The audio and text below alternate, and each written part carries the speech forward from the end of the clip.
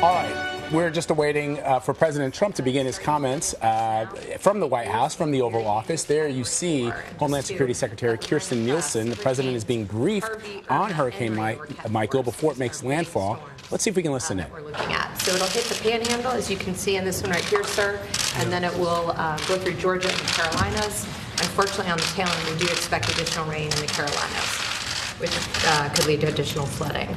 FEMA is leaning forward, as we are with our interagency partners. We're forward deployed. We have search and rescue ready to go. We're in very close contact with state and local authorities. We've all spoken with the governor and local officials. And I'll turn it over to Brock to give additional detail. Unfortunately, this is a Gulf Coast hurricane of the worst kind because all of the elements associated with hurricanes come into play. So as you see on the left, the storm surge estimates are anywhere between 9 and 14 feet. Storm surge is going to be the worst where the eye makes landfall just to the east or south of where the eye makes landfall. Somewhere right now it's projected between Panama City, Apalachicola, and then it's going to push forward. So not only is it going to bring 14 feet of ocean water and coastal flood inundation, there'll be wave action on top of that, which is the primary driver of why we evacuate, sir. And then coupled with that, you've got over 145 mile per hour winds. Structures built before 2001 are not designed to handle that type of wind typically.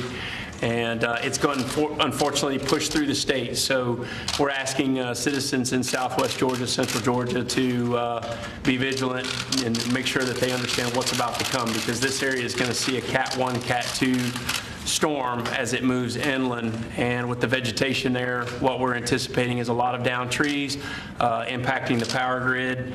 And here again, we're going to see a lot of devastation along the coast structurally, and then as it moves in, you're going to see power outages throughout the state. And then unfortunately, you're going to see rainfall into South Carolina and North Carolina. The Cape Fear was projected to start receding from Hurricane Florence 2 days ago, and this will basically exacerbate the problem and add to it a little bit to where it's going to keep those waters from receding a little bit as it exits the state by Friday. So they're reporting that this is one of the most powerful hurricanes ever to hit our country. Is that actually a fact? So in this area, this would be the most intense hurricane that struck this area since 1851, if I remember correctly. So this would be storm. Yeah.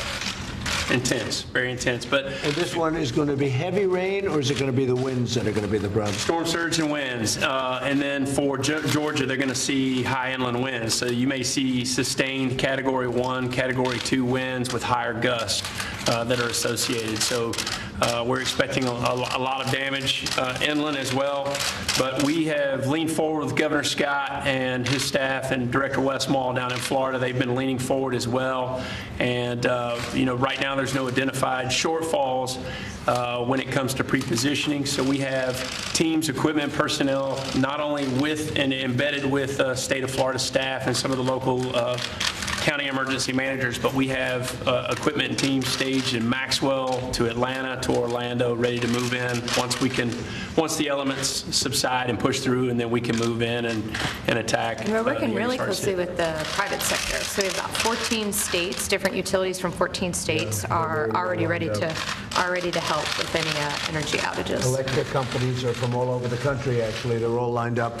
As soon as it goes by, they're going to be working, and we've got food supplies, food chains. We're working with all of the states.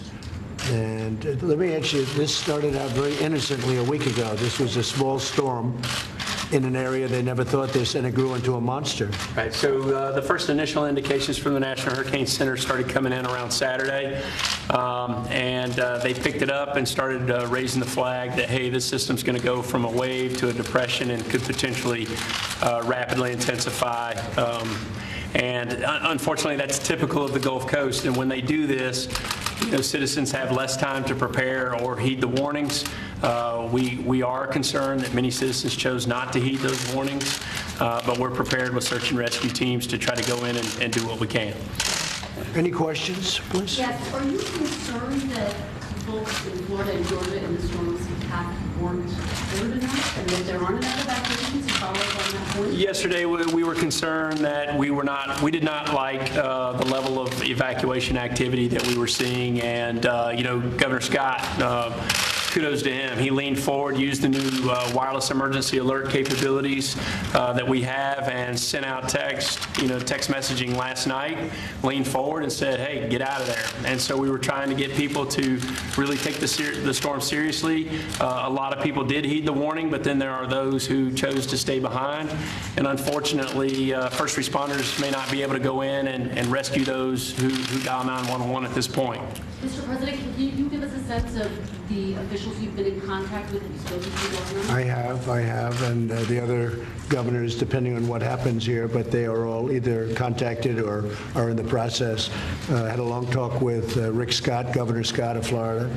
Very well coordinated with all of the states.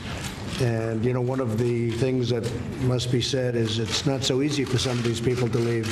Some of the areas are very poor. Not easy for a person without the necessary money to leave. So what we've done is we've sent buses. We've sent a lot of different, we're doing a lot of different things to try and remove people from the area, but a lot of people are very poor in certain of those areas, and it's very tough for them to leave. That's one of the problems you're finding, I guess.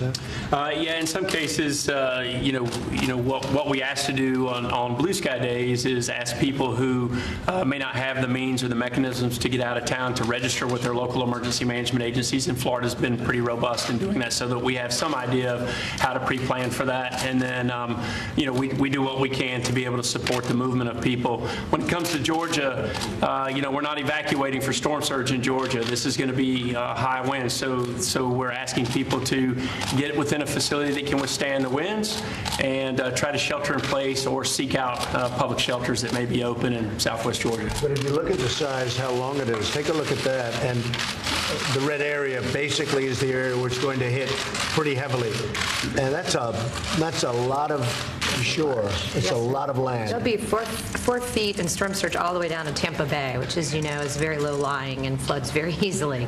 But to give you that idea of the breadth of its path, it is quite large. It's almost the entire size of the Gulf. When you look at it topically, it's almost the entire size of the Gulf, and they haven't seen that.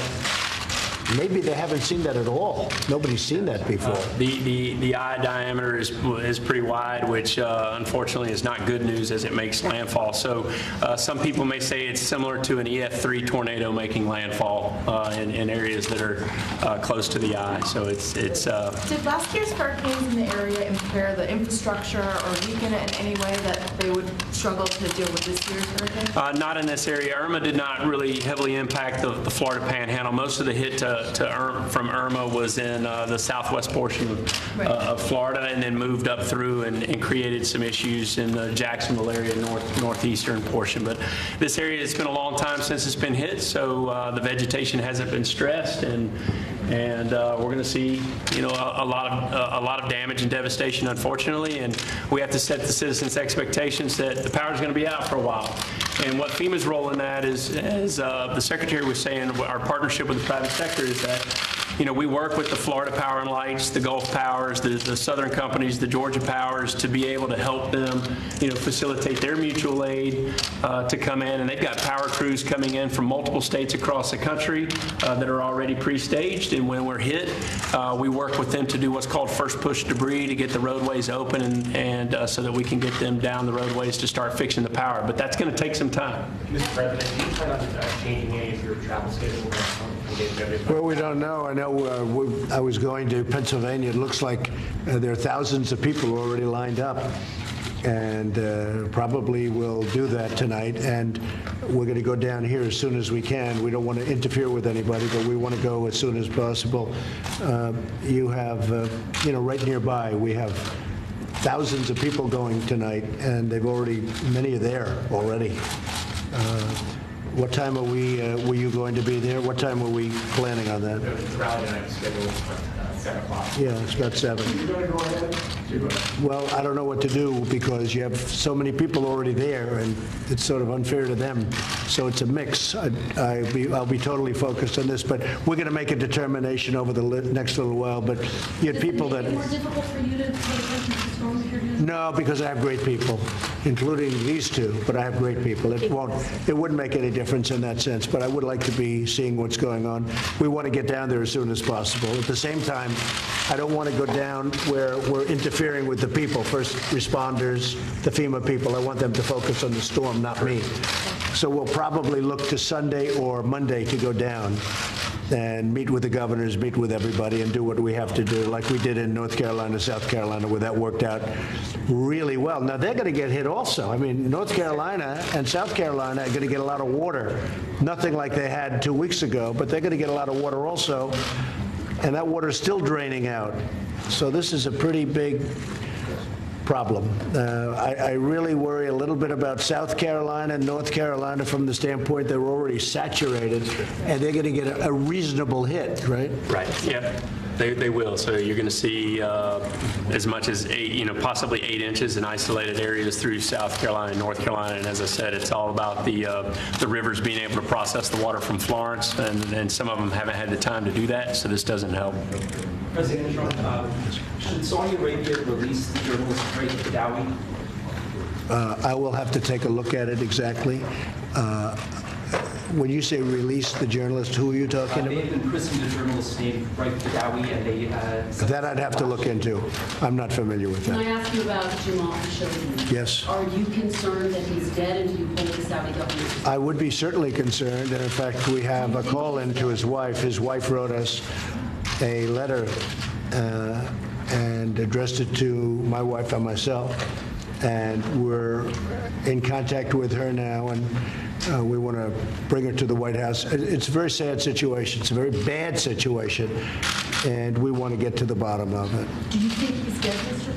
I don't want to say that. I hope he's not.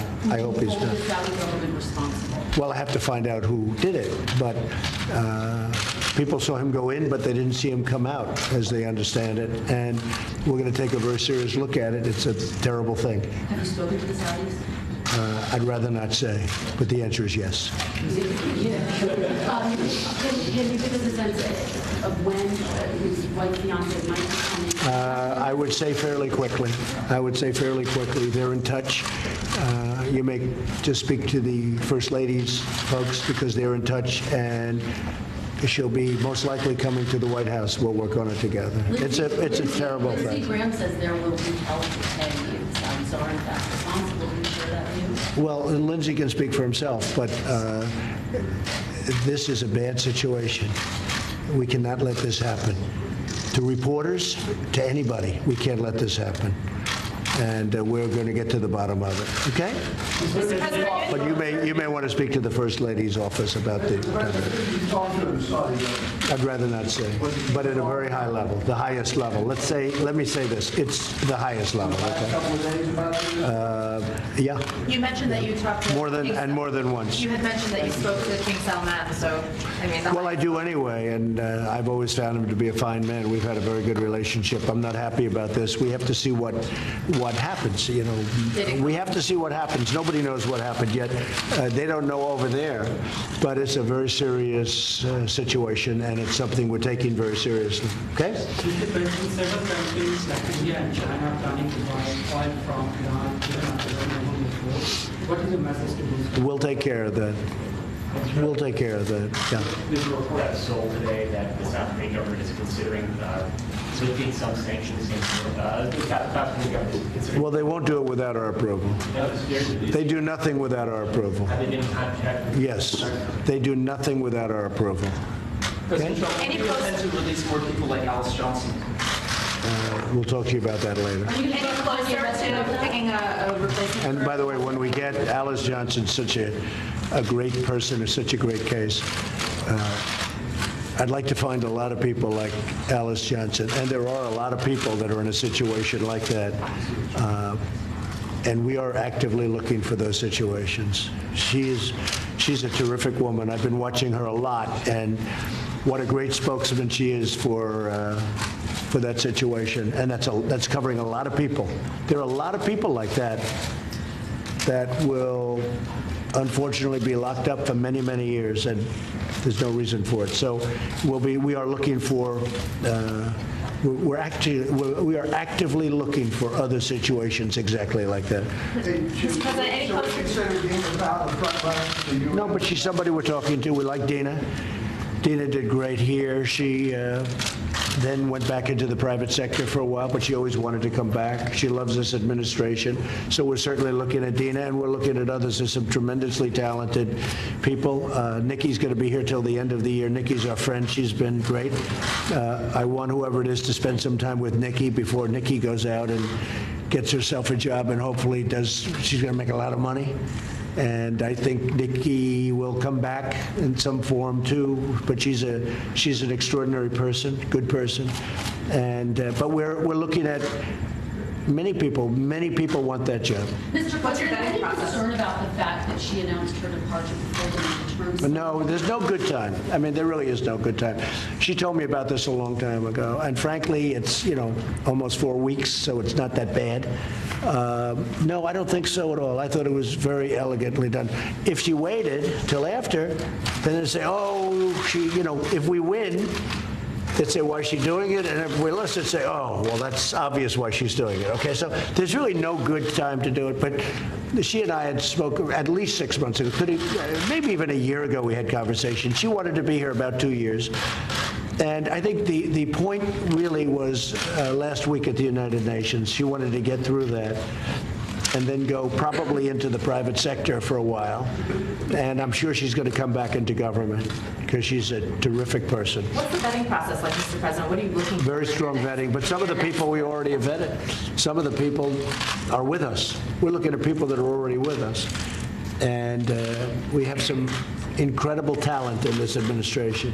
We have some great, great talent, and they've already been vetted. They're already approved. Any other questions on this? Last week, India signed an agreement with Russia to purchase S-400 missiles. Yeah, I know they did. Yeah. Would CAATSA sanctions apply to India, or are you planning India's going to find out, aren't they? Are you planning to give them a waiver? India will find out. When? You'll see. Sooner than you think. I do have another question on this. Yeah. You talked a lot about the size and the scope of it. Can you help us understand just how big it's going to be? Florence was an historic storm. Is it going to be bigger than Florence? How should we think about the size of the storm? Oh, for this area, the Florida Panhandle, it's going to be historic. I mean, this is the worst hit that they've had in recent history, and you've only it's Cat 4 going in. What else can we say? That's about 150 miles per hour right now. I mean, this is a very and much serious more in storm. certain areas. How many people are unable to evacuate? Many. Many. You have poor people. It's very sad, and they are unable. More than we would like. More than we would like. And, you have people that are stuck. They're just stuck there. We're moving a lot of people out. But you have some people that don't want to go out. They own a home, and they just don't want to go out, and you can't force them to go out. But these are great people that I love this area. There's something about the people in the area, and they will be okay. They are strong, smart, wonderful people. But you have certain sections where really you have pretty extreme poverty. You don't have money. And it's very hard for those people. But we're moving a lot out. Do you have a message for those who are in the storm's path after that? I say, God bless you all. That's my message, because that's what it is. The storm is there. I mean, that storm is there. It's sort of too late to do anything about it now from the standpoint of moving. Tell us about that. If somebody said they're watching us now and they want to leave, it's The window to evacuate has come to a close. I mean, once in some cases on these barrier islands, they have to shut down drawbridges at certain sustained winds, and quite honestly, the ocean has already started rising in some of those areas where we're anticipating the storm surge. And as I said earlier, the most important thing is that you're in an area and you can't get out of that area. Try to get elevated and try to get to a facility that you think can withstand the wind. Is there anything that you're doing for this storm differently than you did for Hurricanes Maria or any of the other past hurricanes? You know what? We're putting the full force of the federal government, the firepower of the federal government down and pre-staging to be able to help our state partners. We don't treat. But I do think we're trying to move people more here because of the winds. We're worried about the houses. You know, these houses weren't built for 180-mile-an-hour winds. You have wind gusts up to 185, they say. That's as bad as pretty much as bad as it can get. And these houses aren't built for that kind of destruction. So I think more than anything else, we're trying to move more people out than we've ever before. I think what was different was Governor Scott leaning forward and using the wireless emergency alert. I think that's the first time that it's actually been used in this platform, to my knowledge, and just trying to hammer home the That was point. a great way to communicate with those barrier islands you see using that alert system. A lot of folks, I think, woke up and were surprised when they saw Category 4. Were state and local officials or the federal government in any way caught off guard by the strength of this? FEMA was not by any means, and neither was the state of Florida. You know, the bottom line is that anytime we're dealing with a Gulf Coast storm, we always plan for one category, possibly two higher, because we understand that, trying to forecast the intensity of these storms is very difficult for the National Hurricane Center to do.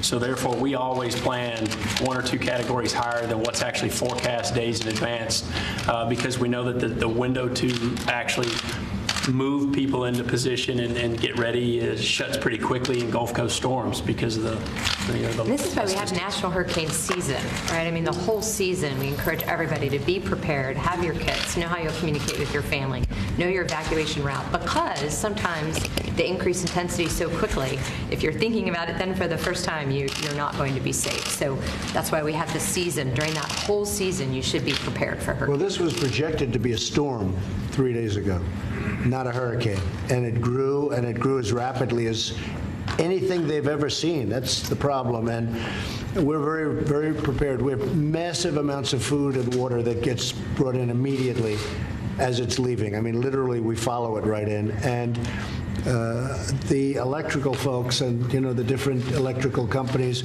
they have thousands. They're going to have over 10,000 people, and they're literally waiting, and they go and follow it in. They have to clear out the streets, but they literally follow it right in. So that's going to be okay. I mean, the thing we're worried about is that initial, the wind, because supposedly, if you believe everything you're seeing, not only from our people, if you see it on television, they haven't seen winds like this. So this is different than a lot of water, which is bad too. But they have not seen winds like this in a long time. Yeah, you can replace all the infrastructure. Some of it, they had almost 200 miles an hour, and I've never even heard of that before. I've never heard of it. It's almost like it's like a big tornado, a massive tornado. So we have to be very careful, and we just hope the structures can hold up, and if they can't, we hope people aren't in those structures, that they were able to get out. Well, thank you all very much. We appreciate it very much. Thank you.